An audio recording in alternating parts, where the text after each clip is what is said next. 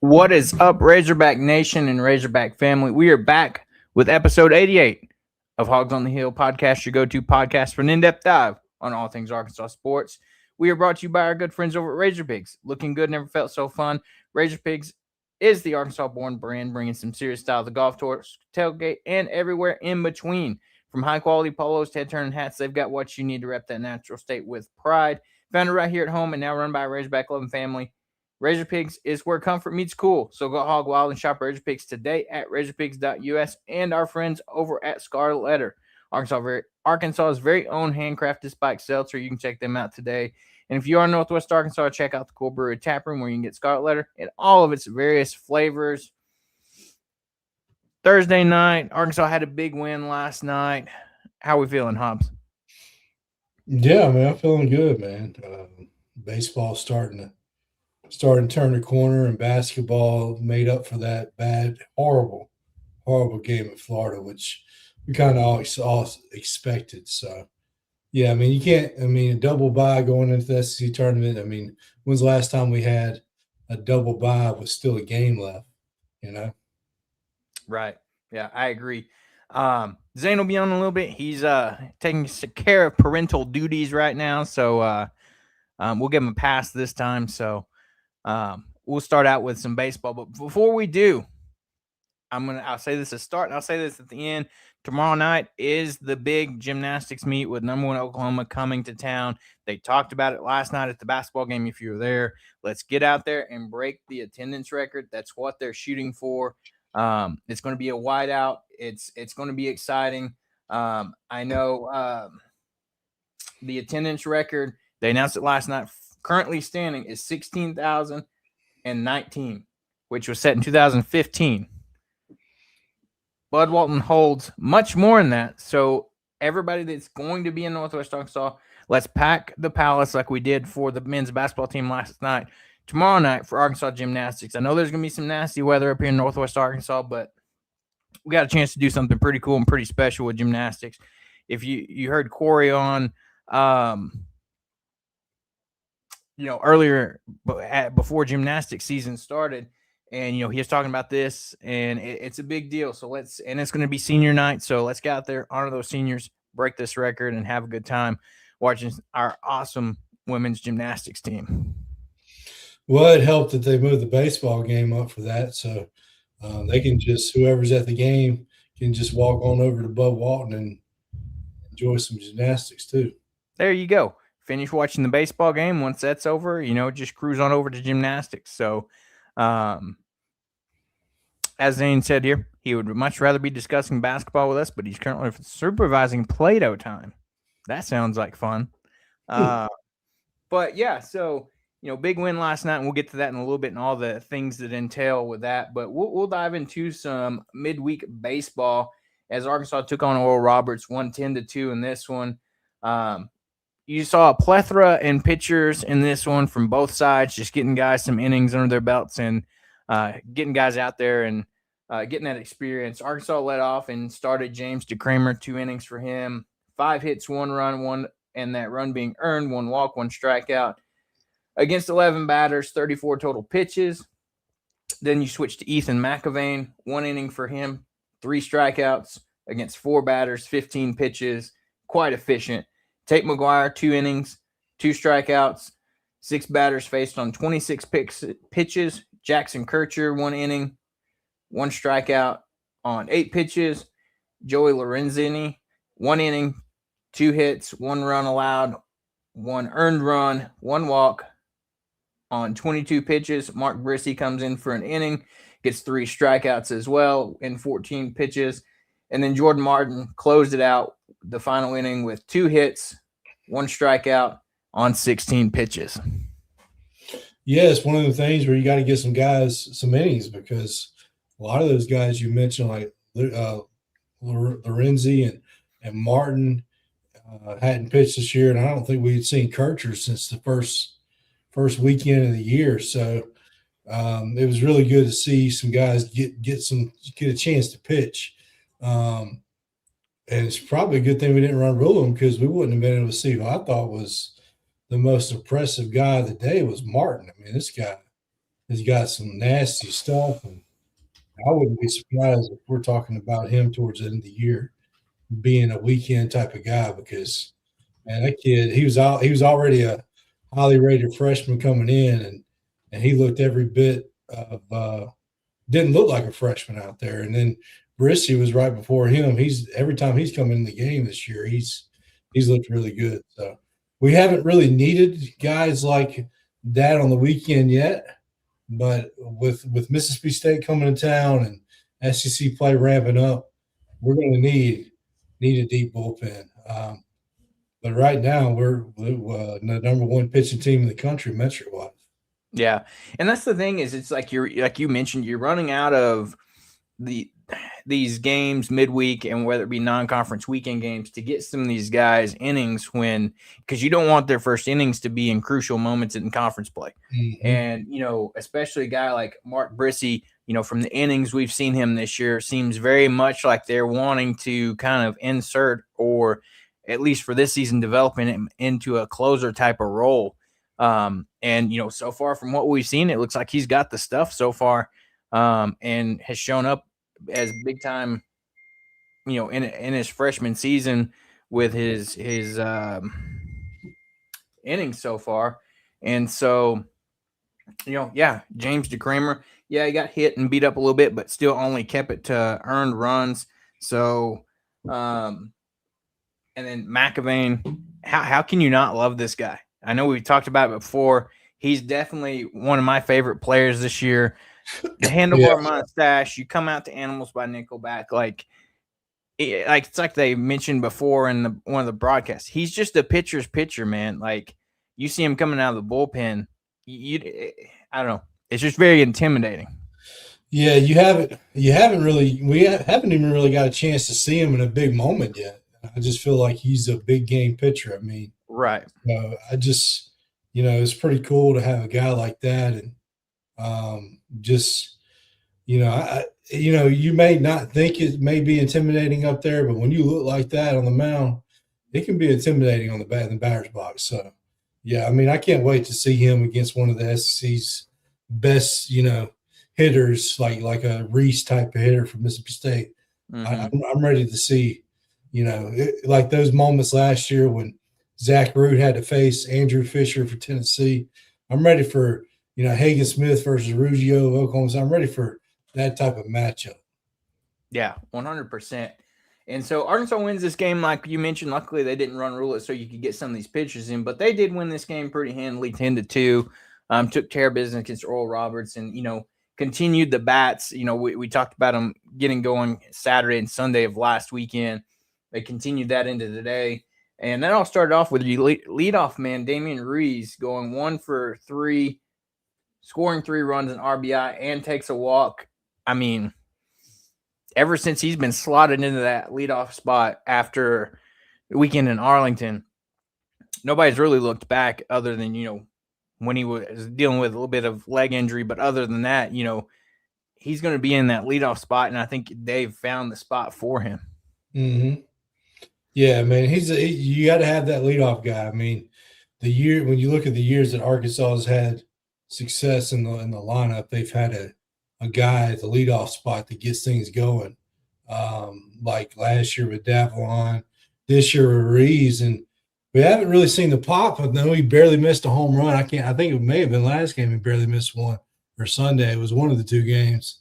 He's got some pop too, so he's going to start hitting a little bit more of the long ball, and then of course when he gets on base, I mean, he gets still a bag or two every time. So he's definitely a weapon up there. Yeah. And then you jump over to your number 2 hole hitter, Ryder Helford, continuing just to do, what he's done all season and excel at the plate. 2 for 2, in the midweek game, scored a run, took 2 walks. I mean, he's just out there doing it all, hitting the ball, taking walks. And and showing why he's one of, if not the top catcher in the country right now. Yeah, even Dave Van Horn said, after the first 2 at bats of the year, he hit the 2 home runs and he got a little crazy at the plate. But he's back settled down now, and he's taking his walks, he's getting his hits, and his average is now up to 341, I believe, and he leads the team with walks at 17. So, I mean, you got a catcher doing that. Yeah. I don't know what to tell you. And then also he can leave the ballpark in a heartbeat. So, yeah, he's primed to be a first-round draft pick, no doubt about it, this year. Yeah, so Helfrich is sitting on the season, 356 average with 1 double, 5 home runs, 9 RBIs, with 16 hits through 45 at bats. So, yeah. So, and then you jump down to Kahil Aloy, goes 2 for 5 in this game with 4 RBIs knocked in, 1 run scored. He's continuing to excel at the plate. You know, we saw how hot he was at the beginning of the year last year, tailed off a little bit towards the end there. But it seemed to find itself again this year at the start of the year, and continues to bounce back between. We've seen him and Stewart rotate between right field and DH spots, and I think you'll continue to see that throughout the season until somebody else fights for that DH role. But right now, you've got to lock that up between Aloy and Stewart. Yeah, I think those positions are locked at this point, and you're going to play whoever in the field you feel most comfortable with that day or whatnot. So, Stewart, you can't take him out of the lineup. His bat has made a presence known, and he's not coming out. Not the way he's swinging the bat. Aloy, Dave Van Horn already said he don't ever want to take him out of the game unless he has to. So, yeah, no doubt. I was about to say Kahio leads the team with batting average at a 386 right now, and has only 3 home runs, but is second in RBIs on the team. 3 doubles through the season so far, 2 walks. So, I mean, he's continuing to come out there and be a force that we knew he would be. And then Mike Anu seems like he's starting to turn the corner. I don't want to jinx anything, but, he's really starting to see the ball better. In this game goes 2 for 5, scores a run, and is able to just, put the ball in play and not be a detriment to the lineup once you get him up there. It's not like it's an automatic out anymore. Yeah, and he's really coming on, and his defense has been fabulous out there. And then the bats just starting to really come alive. So, I mean, he wasn't the summer league MVP for no reason. I mean, this guy's got tremendous talent, and like Dave Van Horn said, the lineup hasn't really gotten going yet. So, if we can get these guys, especially him, going, and he's hitting in the 7 hole right now, the sky is the limit. Yeah. And, the one thing they keep talking about, on broadcasts and things, and I'm torn because I want to see it, but I'm glad he hasn't had to use it yet, is they keep talking about when are we going to get a chance to see New steal one at the wall with his extreme vertical that he's got. They keep talking about that throughout the broadcasts. They're like, man, we haven't got a chance to see him flash that vertical and steal a ball at the wall. And so, on one hand, that's good because your pitching staff's not allowing big, deep shots like that. But also, they keep talking about this. It's like, let's see it. Yeah, I got a feeling it's going to happen somewhere on the road.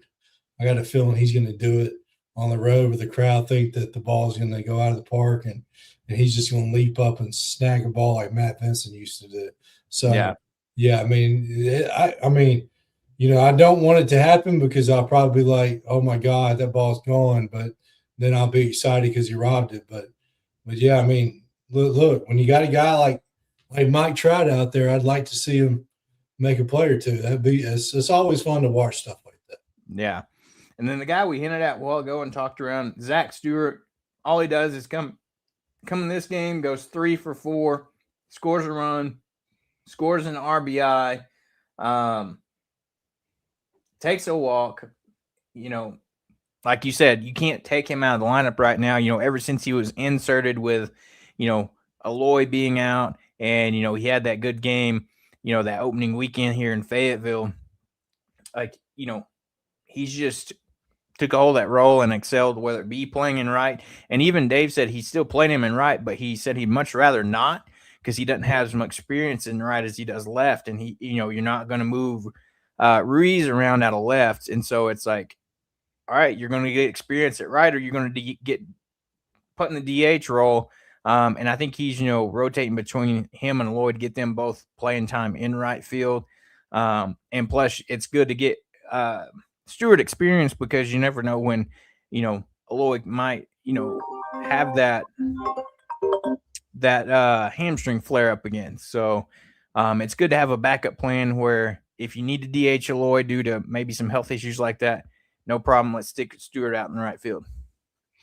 Yeah, like I said, at some point you get guys that take the field and you just can't ever take them out of the lineup. And we talked about this, like, why didn't we see Stewart opening weekend but running bat, And lo and behold, he finally got his chance to play, and he is he's always been a menace in this ballpark in Fayetteville, and he continues to be that way. And you got a guy like that, when you have an offense that was struggling, you bring a guy in that's got almost 50 career home runs. That experience, you can't teach that. So it's good to have his bat in the lineup. Hopefully he continues to play like that. So we're really, I know you're about to talk about these guys next, but it's the third base position now that we just got to get going. And shortstops, he's having his moments, but it's the third base bat that we need to get going at this point. Yeah. And you got to take it with a grain of salt, but you're looking at it, through 7 games. So Stewart's played about half the games as the rest of the kind of go-to starters. But through those 7 games, he's hitting 429. Mm-hmm. 21 at bats, whereas most guys have at least 40 or higher. But through those 21 at bats, he has 3 home runs, the same amount as Cajillo. 6 RBIs, so he, like you said, 9 hits. Like, you're not going to take him out of the lineup until, it'd take a lot to take him out of the lineup. I was going to say, but if X, Y, or Z, but, it would take a lot with how he's playing right now to pull him out of the lineup. But like you said, Carson Brumbaugh, still a freshman, working through things. He looked like he had it going a little bit last weekend, so maybe this weekend through this 4-game series can get some more experience and get it going. But yeah, the third baseman, TJ Pompey, we saw him kind of go sit in the dugout for Dave for a few games while Souza got some reps last weekend. And maybe that did him some good, because you saw him come out and have a heck of a game, hit his first Razorback home run of the game to nearly dead center of the ballpark. He went 1 for 3 on the day, 2 RBIs, 2 runs scored, 1 RBI, and then also took a walk. So, maybe that hanging out with Dave for a few days did some good. And, maybe this is the TJ Pompey we're going to start seeing. This was the kind of guy that we were expecting when he came in and committed to Arkansas, and just really struggled at the beginning of the year. And, like we talked about, your bats are going to develop as the season goes. And, we're 13 games in the season, and now you're finally starting to see him get comfortable, see the ball better. And, that's what you need. Yeah. Hopefully those 2 games did him good. Dave Van Horn talked about it. This kid really wants to succeed. He hates that he's struggling, and he really wants it badly to be good at Arkansas. And he's done it. He did it at Texas Tech. So he's got the track record of being a good hitter. So hopefully this turns the corner for him, and hopefully he gets some playing time this weekend and has better games, because between him and Souza, we need one of them to get going.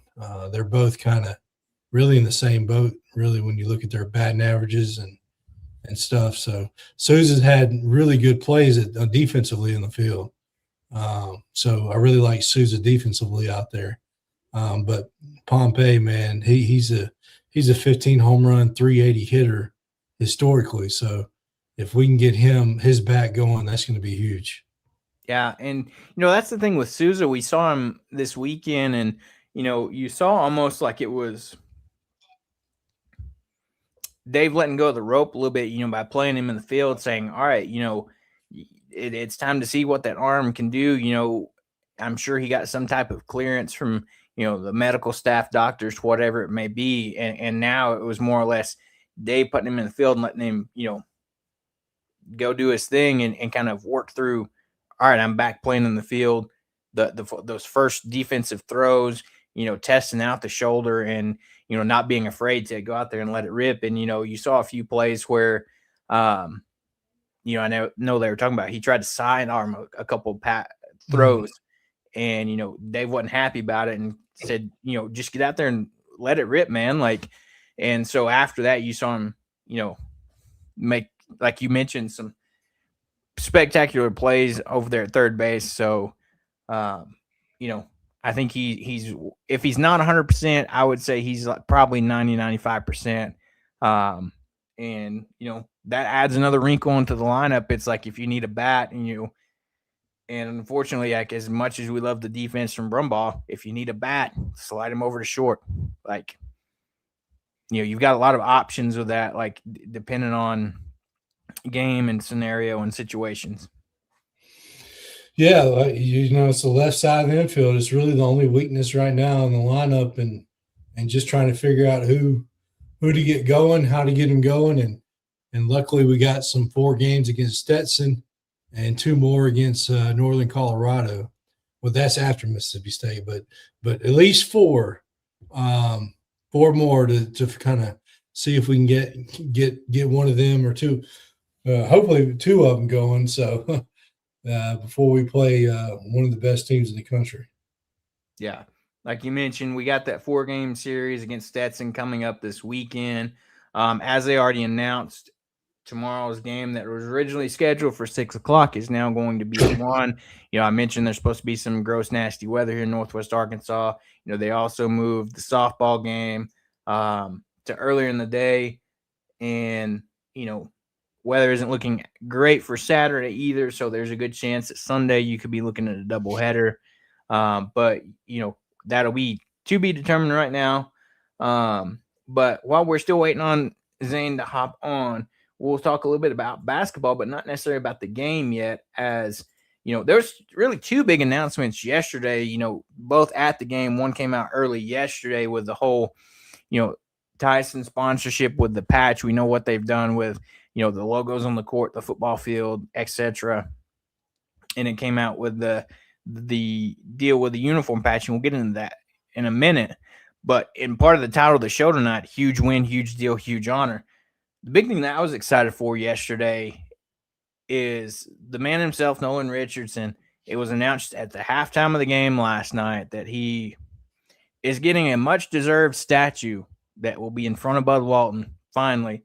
Really the guy that and coach that came in, elevated Arkansas to that next level and really put Arkansas basketball on the map, winning that 94 championship team, but had really competitive teams all around that championship, in 93, 96, 97, really had some competitive teams then. And so, it's great to see him finally being honored in his legacy, put in front of Bud Walton for here going forward. Yeah, I mean, this is something that needed to happen, and it finally happened. So, a lot of times you see this stuff happen after people have gone and passed away, and they don't get to see it. So to see him be able to see it himself and see how happy that he was that it's happening, man, that's I know a lot of people got emotional. I'm getting emotional talking about it, but yeah, I mean, it's good, man. I'm glad that we finally got it done. I know a lot of people are mad at your check for not getting it done sooner, but I mean, he got it done. So better late than never. Yeah, better late than never. Yeah, exactly. Yeah, and you're talking about it. He brought him on court and was talking about. He's like, we're standing here on Nolan Richardson court. on Nolan Richardson Drive, and what better way to put that in front of the stadium, or the arena. But yeah, I mean, like you said, most of the time that happens, when it's late, but now he'll get to see it. Like Hunter mentioned, they're in the works of getting it erected. So I don't know what the timetable looks like for a statue like that being built, but Shouldn't take that long for a statue like that to be built. yeah. But iconic photo of him holding up the national championship trophy. If you haven't seen it, it's great to, great, way to honor Coach Richardson. And I'm so glad to see it. Coach, actually I can share my screen here and we'll look at just a rendering of what it's going to look like. So, yeah,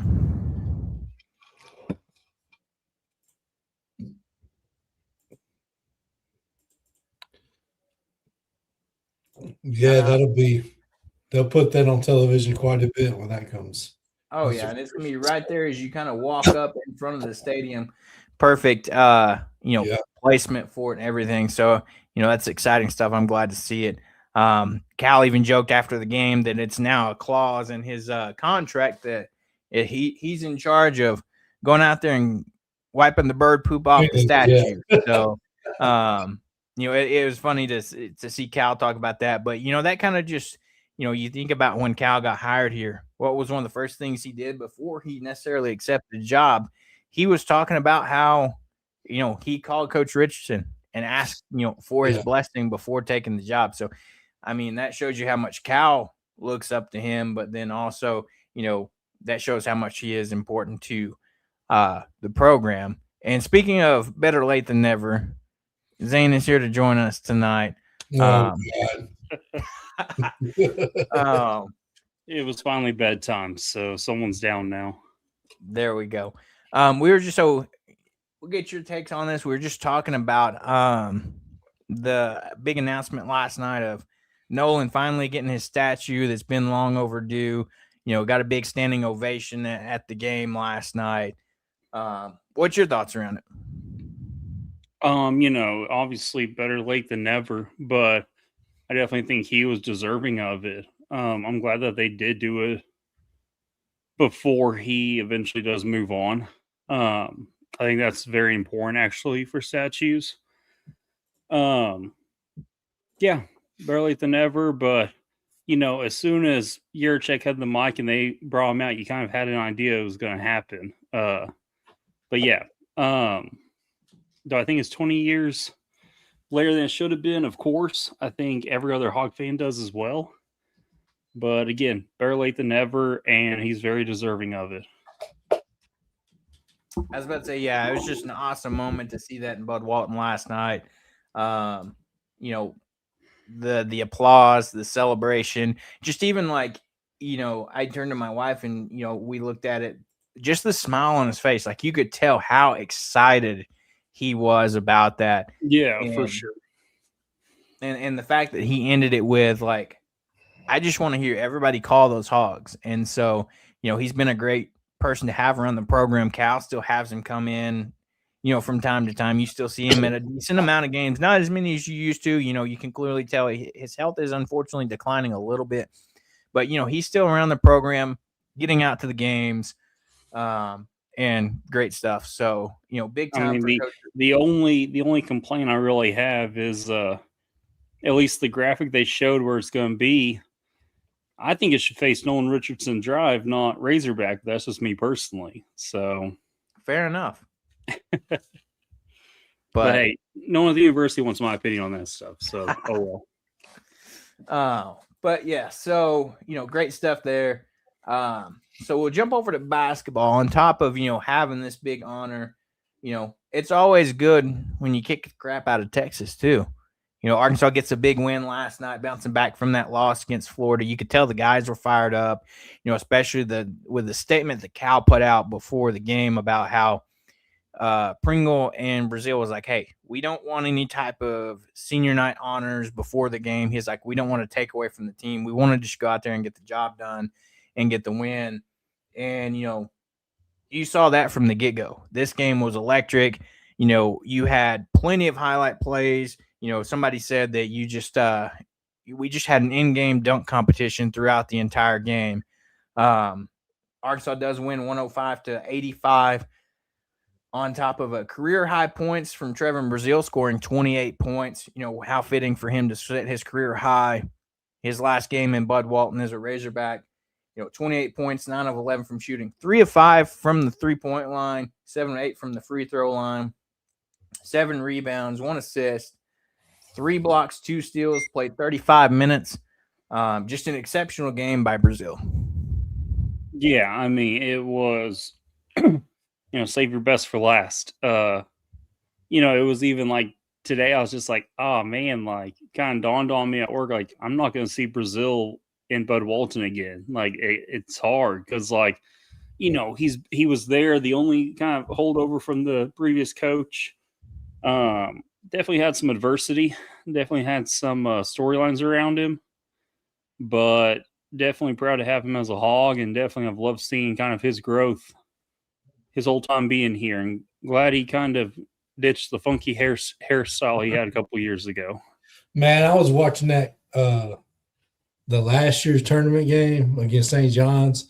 I was like, God, Brazile, man, what were you doing with your hair? So yeah, I'm glad that he did too. Yeah. Yeah. And then, on top of that game, that performance, Acuff has his own. He bounces back, looks a little bit healthier. Cal said he still got a little bit ways to go, but, you could tell he was much more aggressive in the game last night. 28 points for him, 8 of 15 from the field, 4 of 6 from the three-point line, 8 of 10 from the free throw line, 3 rebounds, 13 assists, a nice double-double from Acuff. Sharing the ball, he always has better games when he does get those assist numbers. Yeah, I mean, I think that was his career high in assist. Maybe not though, but I mean, there's really not much else to say. I think Texas's coach was actually extremely complimentary of him after the game. I don't know if y'all saw his post game, but said he's the best point guard he's ever seen play. Yeah, I mean, and he'd be the number 1 pick. Yes. Obviously, overall package, the height is concerning factor for the NBA level, especially nowadays with everyone going to more of the 6'6" point guard type hybrid, with your Lucas, your SGAs. But in terms of true point guard, facilitating, being able to score on your own and hit that mid-range shot, he's fantastic. I mean, it's just with the way the league's going now in terms of the roster lineups you see a lot, he would definitely be undersized. So that is kind of, I think, the biggest knock on his draft stock, but still, he's going to be a top 10 pick. I think he should be 1 or 2, but, obviously NBA looks at things a little bit differently from their scope. Fall down to about number 8. Yeah. Let these boys up here get them, and we'll be all right. Yep. So, but, also, what you were talking about at the very beginning of the show, Hobbs, 2021 was the last time Arkansas locked up a top 4 seed before the final game. Now, we were a 4 seed that year. Is that right? Yeah, we were the 4 seed. I think we were like 13-5, and then the 5 seed was like 9-9 seed in the NCAA tournament that year, right? Oh, okay. That was the year we played Colgate and Gonzaga. Who was it? Colgate and Oral Roberts, I think. Yes, Colgate. That sounds right. Yeah. So hopefully we had that same kind of draw this year where we play a team that gets upset and stuff, Yeah. So yeah, that year was Vermont and then New Mexico State. Then we beat Gonzaga and lost to Duke. Okay. Yeah. That year. Yep. Yeah. So, but just great game last night. Arkansas comes out and, they really took off with the game and really never looked back in this one. It was never really close.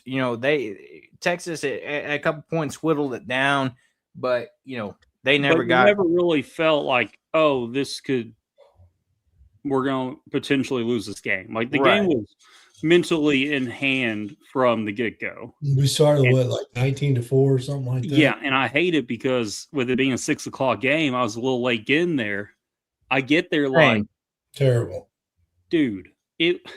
I got there as soon as I could from work. Okay, I work up in Rogers. Gotta go down to East Fayetteville, meet up with my folks, and then get over to the stadium. And traffic was not good. But anyway, I got there. I missed the TB windmill. I missed the half-court lob. I was just like, dang it. I had my brother text me if I saw it. I was like, man, no, I missed it.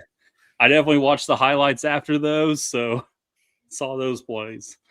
So, no, it was a fantastic game. And the double bye, does that mean we don't play until Friday? Yes. So we will play Saturday at Missouri.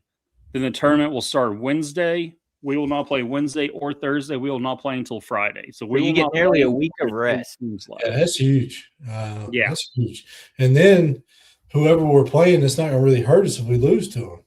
Mm-hmm. Right. So, yeah, that works for me. And then, talking about having good games last night, it wasn't as, big time as like a Brazil, but, as much as it's been a tough year for him, Nick Pringle had a pretty decent game last night. He did what you want him to do, what all you could ask of him. 8 points, 3 of 3 from the field, 2 of 4 from the line, 4 rebounds. Contributes in 14 minutes. But I mean, hey, 14 minutes and 8 points, I'll take that. We know the struggles he's had this year, and for him to come out and perform like that, somebody said, hey, you should tell him it's senior night every game, or hey, let's just double it up and tell him it's senior night and you're playing South Carolina. So right now, what our draw would look like, if the season ended today, we're the 3 seed. 3. Right now, yes. In the SEC tournament. I was about to say. Sorry. In the SEC tournament, let me rephrase this. Okay. Ole Miss would play Auburn. The winner would play Vandy, and we would play the winner of that. So I'm very happy with that draw right now. And we would play the late game, the late game. Yes. Yeah. Okay.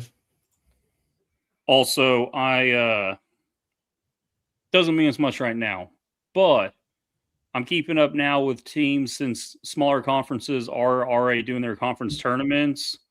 I'm keeping up with all that. Once teams are eliminated, all that jazz to kind of help clear up some bracketology type stuff. So like the fraudulent Miami Ohio's of the world, yeah, like them.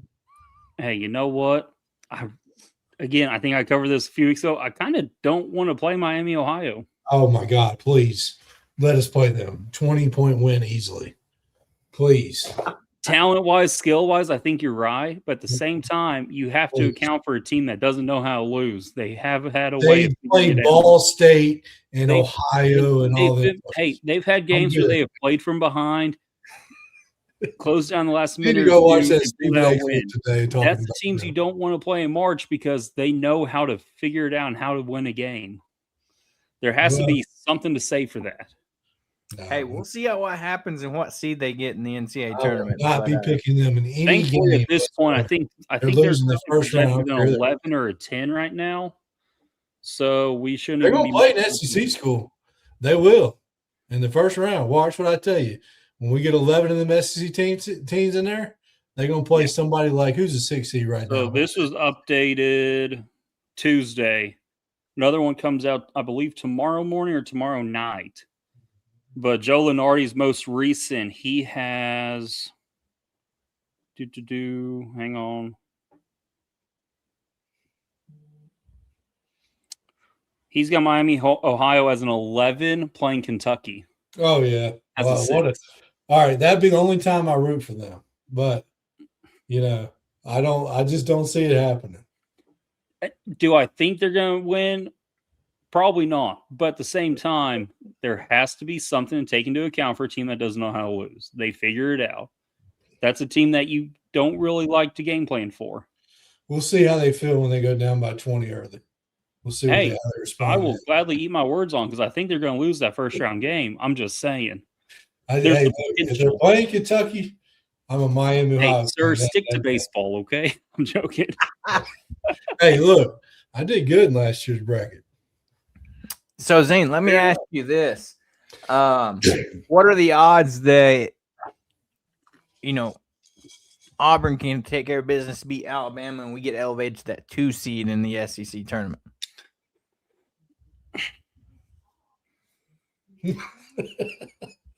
Wouldn't we have to beat Missouri too? So both of those things. We'd have to win at Missouri. Those clinch and double round bye. He's going to be conservative with Acuff. He's obviously still going to play. Right. I would expect to see Acuff 28 to 32 minutes, not what he's been doing lately. I mean, there's a balance between letting your foot off the gas, but also letting your guys kind of rest up. I mean, with the way DJ's been playing right now, like, I'm fine with that. And that was what I was going to get to later in this game was I am more than happy. You let DJ have extended minutes. He gets the confidence in him, and he plays very well. And the way he's playing right now, he's actually hitting the 3. He was 3 of 4 last night. Mm-hmm. Hey, I will gladly let Acuff play 30 minutes and let DJ take over in the meantime because you saw DJ do that last year, get hot right at the end of the year and going into the tournament time. Can we still with it being Alabama? I'm gonna say 10% chance Auburn pulls out the win. Is there a chance that we get slid to the 4 seed if we lose? No, because right now we are 12-5. Stay away from Bama's 12-5. The 4 seed is Tennessee at 11-6. Everyone else is at least a game behind Tennessee, and we have the tiebreaker over Tennessee. So if we lose, they win. We still have the tiebreaker. So we will be no worse than third. In my ears, I do not want to play Florida unless I have to in the end. Ding, ding, ding. Agreed. Keep us on the 2 or 3 side, please. Yep. And so, talking about DJ, his game last night, 15 points, 6 of 9 from the field, 3 of 4, 75% from behind the 3-point line. No free throws for him, 4 rebounds, 3 assists, and 1 steal in 30 minutes. So DJ played 30 minutes last night. So, Pringle played 14. You played a lot of guard heavy lineups last night. You saw Malik Ewan play only 16 minutes. So, you saw a lot of the lineup of Acuff, DJ, Billy, Malik, and Brazil. A lot of length and athleticism with that combination of lineup. And I mean, if you look at the last 3 games, since Wagner's really seen that boost in minutes. Now, granted, Bama, he played 35. Mizzou dropped down to 18. But the last 3, he's averaging 29 minutes a game, 12 points a game, 3 rebounds, 1.3 assists. He's had 0 turnovers combined in all 3 of those games. He's shooting 11 of 24 from the floor. He's 4 of 10 from 3 and 8 of 10 from the free throw line. I'll take it. I will gladly take that. So you get him that 25 to 32 minutes per game. You get that confidence in him, and he can play very well. So I am more than happy with that. Also, because if he starts playing really well and continues playing the way he has the last couple games, better chance he may return next year and be a good little point guard for us. So I'm not opposed to that either. Yeah. And then our guy Billy, didn't have the great points night.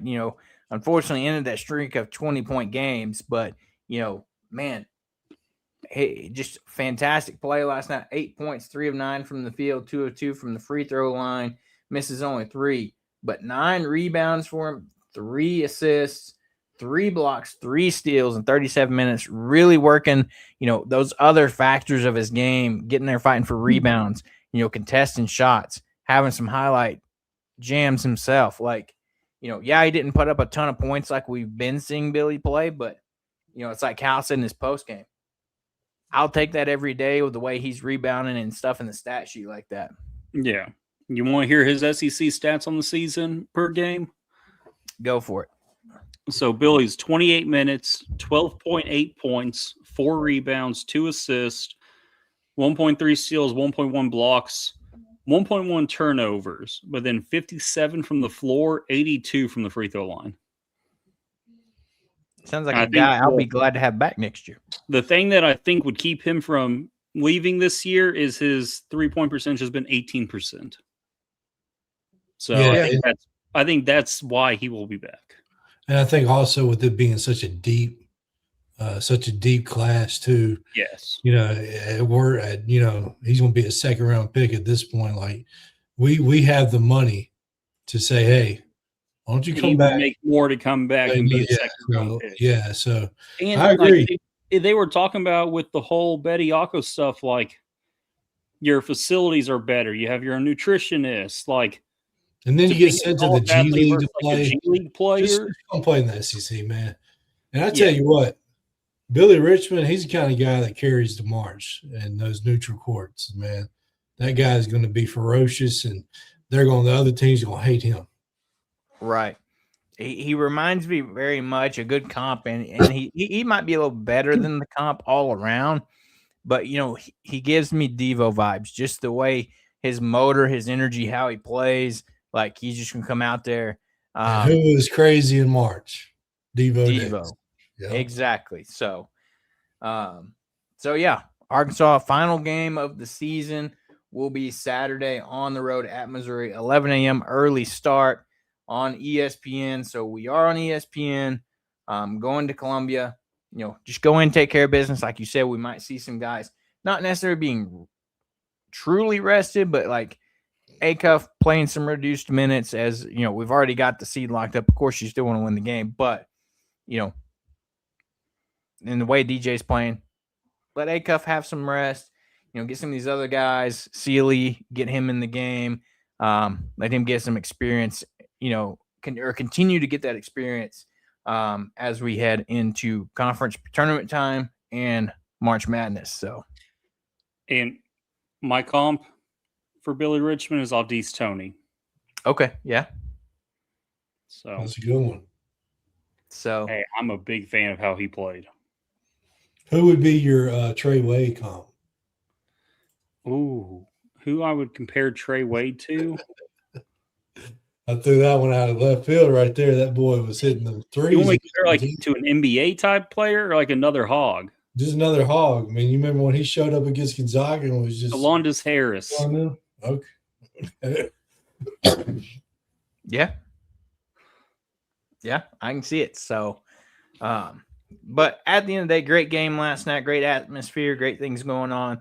The one thing we haven't talked about, we've talked about the huge win, the huge honor. Now we got to talk about the huge deal that happened yesterday. And this is big time for the University of Arkansas. We already know how John Tyson supports the basketball team really was a crucial part into getting Coach Cal here. Well, now he's becoming a crucial part of Arkansas athletics altogether. As it was announced yesterday, Tyson Foods will be the first official jersey patch sponsor for Arkansas athletics across all 19 sports. You're going to see the Tyson Foods logo jersey patch starting in fall. So starting with football season in the academic year. And the big deal with this, I haven't seen anywhere that has confirmed necessarily a monetary amount, but it's a 5-year deal. And 90% of the funds, this is the big thing, 90% of those funds are going directly to the university athletics for NIL. So that's the big deal that I think will help get Arkansas on, level playing field, if you will, in terms of NIL, and maybe even help push them towards the top. But, that announcement came out yesterday. They talked about it at the game yesterday at halftime before they announced the Nolan statue. They had Tyson, honored him, had different athletes from the different sports come out, with the patches already on their jerseys. We saw Quincy Rhodes for football. Of course, it was halftime. In the video that was released earlier today, you saw Billy with basketball. I may just be looking too much into it, but why show Billy if he ain't going to come back? You're showing Quincy Rhodes who's coming back. So, like, some conspiracy theory here. But you saw Camden Kojal for baseball. And several athletes across the other sports, tennis, track, swimming, all the other sports, but it's going to be the patch across all 19 men's and women's sports at the university. But huge deal for the University of Arkansas. I think it kind of gives us an edge up, and I'm sure you'll start seeing more teams do this with whatever the big sponsor around them is. But to be one of the first to do this since they passed the law and the regulation where you can have patches, but big time. Yeah, I've seen. I mean, we don't really know, but the only thing I have seen is confirmation. It was not 100 million. Confirmation, it's 8 million, and I've seen obviously different tweets anywhere from 50 to 80. I mean, even on the low end of that, if it was 50 million over 5 years, you're talking 10 million a year. 90% of it goes NIL. It's 9 million in NIL right there. That's pretty good numbers. Yeah. Obviously, we don't know the amount, so it's all kind of hearsay. I don't know if it'll exactly be disclosed, but oh well, it'll be good regardless, and it is pretty fantastic to see that. I thought it might have been a little much last night having a giant inflatable chicken down there with Boss Hog, but hey, don't hate on Buddy the Chicken. Okay, so he has a name. Okay. Yes, he does. Okay. Cool. Well, hey, you know what? With the potential results of it all, I'll gladly take it. But it was a lot. But hey, I'm not too upset about it. It'll be a good deal, and excited to see kind of what comes from Arkansas sports from it. Yeah, anything to do with more NIL money is good. I just hope they don't go overboard with it in the future, like getting another sponsor on the jersey as well. Like at some point, too much is a little too much. So we got to keep jerseys looking a little professional, so to speak. Now, have you ever seen race car drivers? Well, this ain't race car, buddy. This is Hey, this is have you seen the fast break sports. points our basketball team puts up? It might as well be NASCAR, okay? Yeah, but you got to think about other sports. Like look how crazy that would look on a baseball uniform. So Yeah. let's tone it down a little bit. I appreciate the more NIL money. God knows we need it. So let's just not go overboard on throwing a bunch of logos on the jersey. Well, hey, and let's look at it this way. At least the Tyson logo doesn't stick out like a sore thumb. At least it kind of works with the jersey. It's not like it's. But a big blue Walmart logo ain't gonna look that great beside it. Like I said last night to my dad, at least like at the basketball and football games, you have the red from the Hog fans, and you get the yellow from the event staff. It's a perfect match. I didn't even think about that. That's a good point. There you go. But yeah, so that's a big time for the university. A lot of people said that in combination with the Nolan statue, Yurchek just bought himself some more time here as the athletic director. And now it came out yesterday. I don't know how much the two are linked, but that they're also close on securing naming rights for the stadium as well. So, that's close. I wonder, I'll be interested to see how soon we have an official announcement with that. That'll be something about Learfield was involved in that, but surely not in terms of actually naming the stadium that, though. No, I think they are just involved in terms of helping find.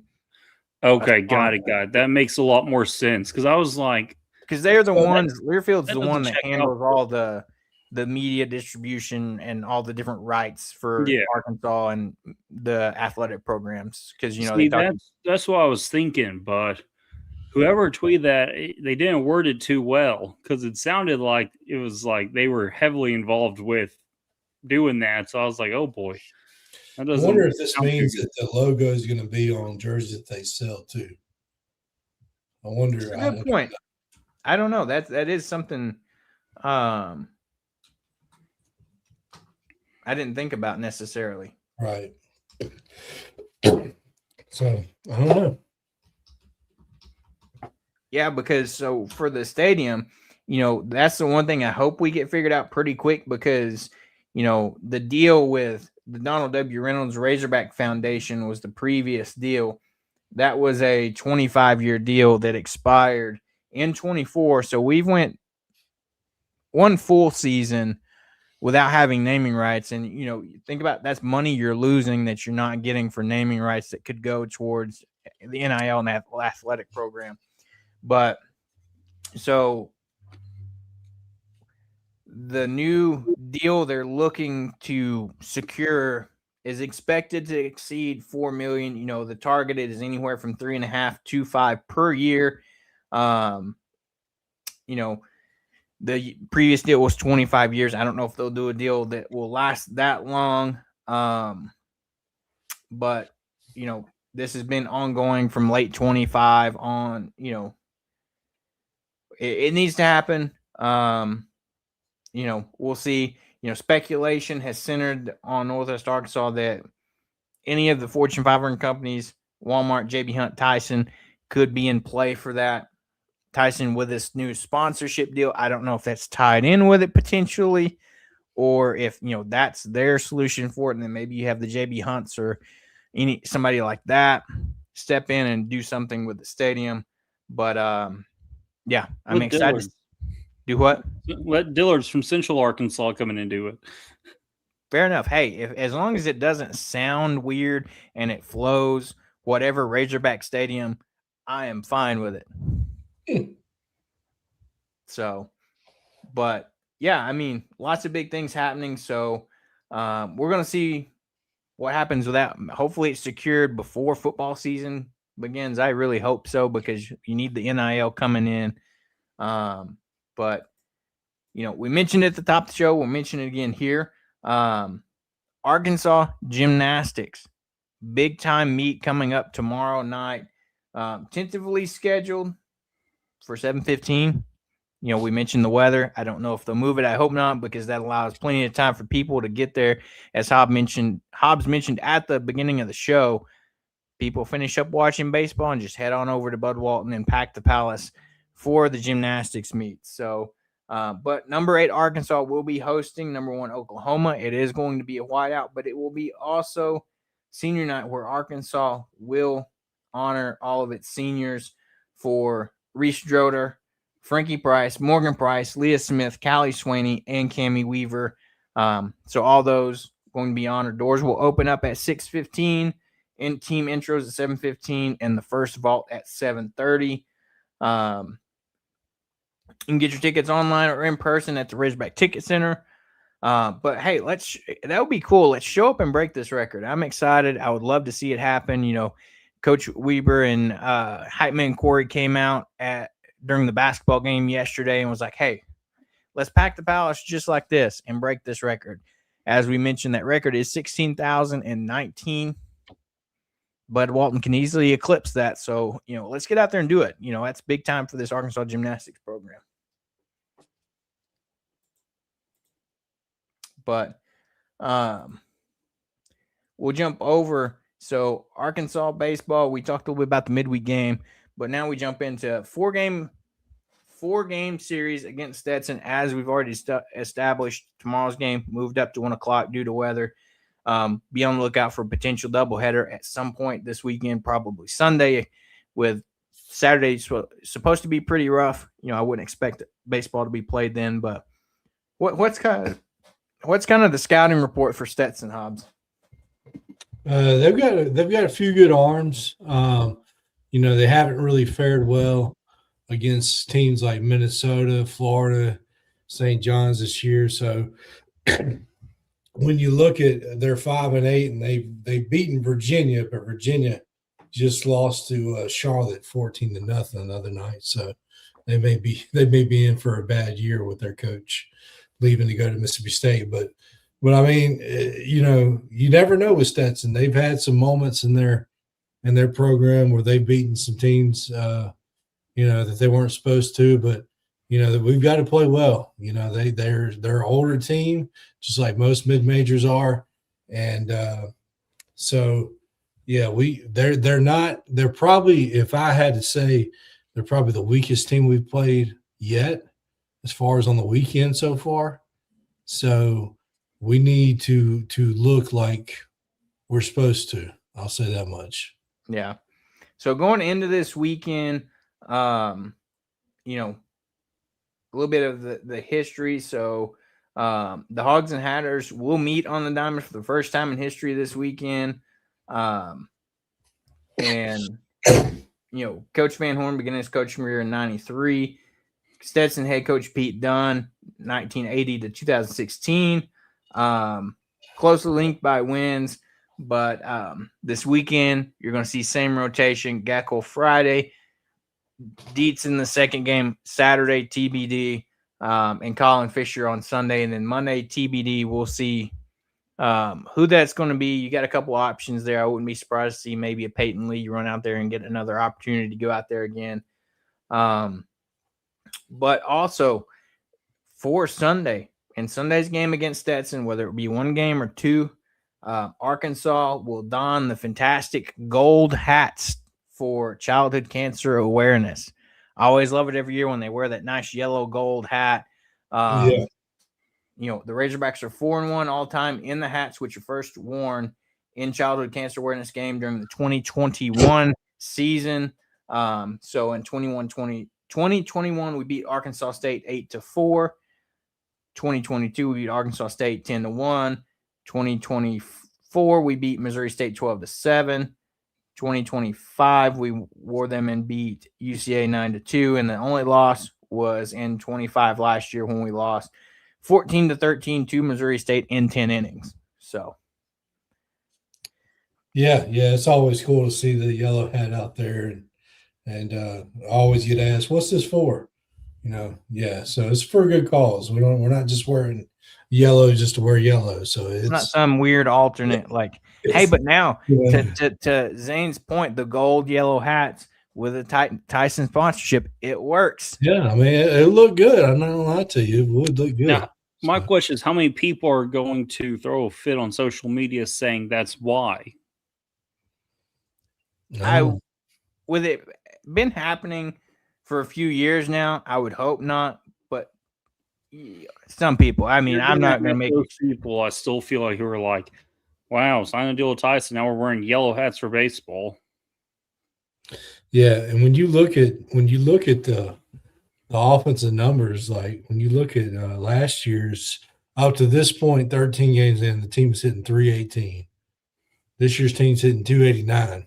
But, I know you're probably thinking, oh, my God, that's a 20, 30-point difference.